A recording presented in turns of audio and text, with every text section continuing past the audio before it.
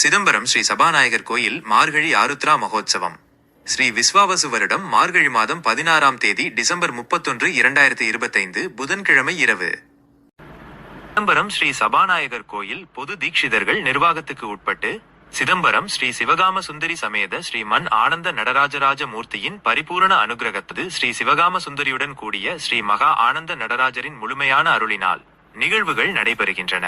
இது கோயில் நிகழ்வுகள் அனைத்தும் தீட்சிதர்களின் நிர்வாகத்தின் கீழும் முக்கியமாக நடராஜ பெருமானின் தெய்வீக அருளுடனும் நடைபெறுகின்றன என்பதை தெளிவுபடுத்துகிறது. இது சிதம்பரம் கோயிலின் ஆன்மீக முக்கியத்துவத்தையும் தீட்சிதர்களின் பாரம்பரிய பங்களிப்பையும் உணர்த்துகிறது. சுந்தரர் தில்லை சிற்றம்பலத்தில் எழுந்தருளியுள்ள நடராஜ பெருமானின் சிறப்பை போற்றி பாடியதாகும்.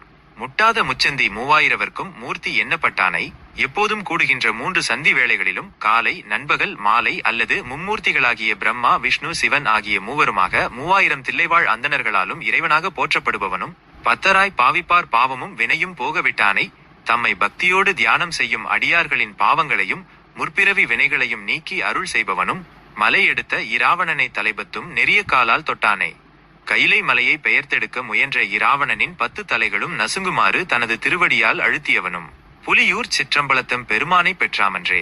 அத்தகைய சிறப்பு வாய்ந்த தில்லை புலியூரில் உள்ள சிற்றம்பலத்தில் வீற்றிருக்கும் எங்கள் பெருமானை நாம் அடைந்தோமன்றோ. சுருக்கம்: இந்த பாடல் தில்லைவாழ் அந்தணர்களால் மும்மூர்த்திகளில் ஒருவனாகவும் எல்லாமாக போற்றப்படும் நடராஜ பெருமானின் மேன்மையை பேசுகிறது. தன்னை வழிபடும் அடியார்களின் தீவினைகளை போக்கி இராவணனுக்கு அருள் புரிந்த கம்பீரமான நடராஜ பெருமானை தில்லை சிற்றம்பலத்தில் நாம் கண்டோம் அல்லது அவரை அடைந்தோம் என்று சுந்தரர் பெருமையுடன் பாடுகிறார்.